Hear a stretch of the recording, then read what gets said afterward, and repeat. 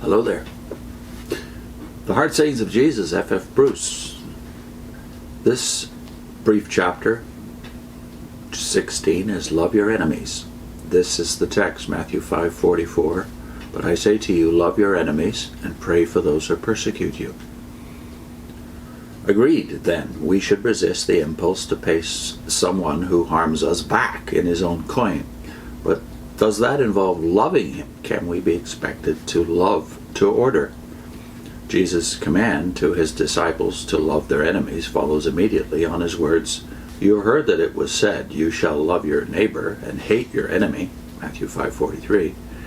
"You shall love your neighbor" is a quotation from the Old Testament law. It is part of what Jesus elsewhere referred to as the second of the two great commandments, "You shall love your neighbor as yourself," which is based on Leviticus 19, verse 18.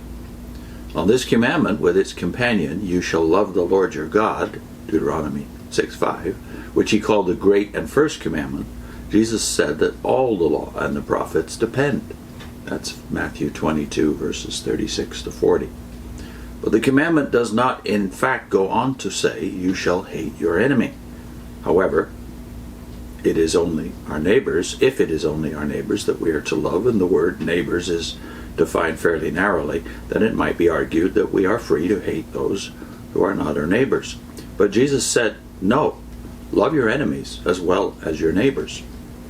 One difficulty lies in the sentimental associations that the word love has for many of us. The love of which the law and the gospel alike speak is a very practical attitude. Let us not love in word or speech only, but in deed and in truth, according to 1 John 3, verse 18.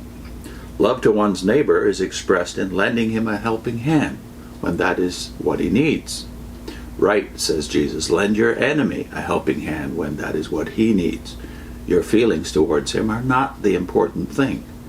But if we think we should develop more Christian feelings towards an enemy, Jesus points the way when he says, pray for those who persecute you.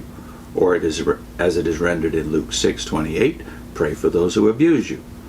Those who have put this injunction into practice assure us that persistence in prayer for someone whom we don't like, however much it goes against the grain to begin with, brings about a remarkable change in attitude. Alexander White quotes from an old diary the confessions of a man who had to share the same house and the same table with someone whom he found unendurable. He betook himself to prayer until he was able to write, quote, "Next morning I found it easy to be civil and even benevolent to my neighbor, and I felt at the Lord's table today as if I would yet live to love that man. I feel sure I will." End of quote. The best way to destroy an enemy is to turn him into a friend. Paul, who in this regard, as in so many others, reproduces the teaching of Jesus, sums it up by saying, "Do not be overcome by evil, but overcome evil with good." Romans 12:21. He reinforces it by quoting from Proverbs 25:21 to 22. "If your enemy is hungry, feed him. If he's thirsty, give him drink. For by so doing you will heap burning coals upon his head." Whatever that proverb originally meant, Paul adapts it to his purpose by omitting the self-regarding clause which follows those he quotes, "and the Lord will reward you." In this new context, the burning coals may mean the sense of shame which will be produced in the enemy, leading to a change of heart on his side too. But first, do him a good turn. The feelings can be left to their own good time. I'm going to put a link into one of the videos we did in the series called Why Jesus?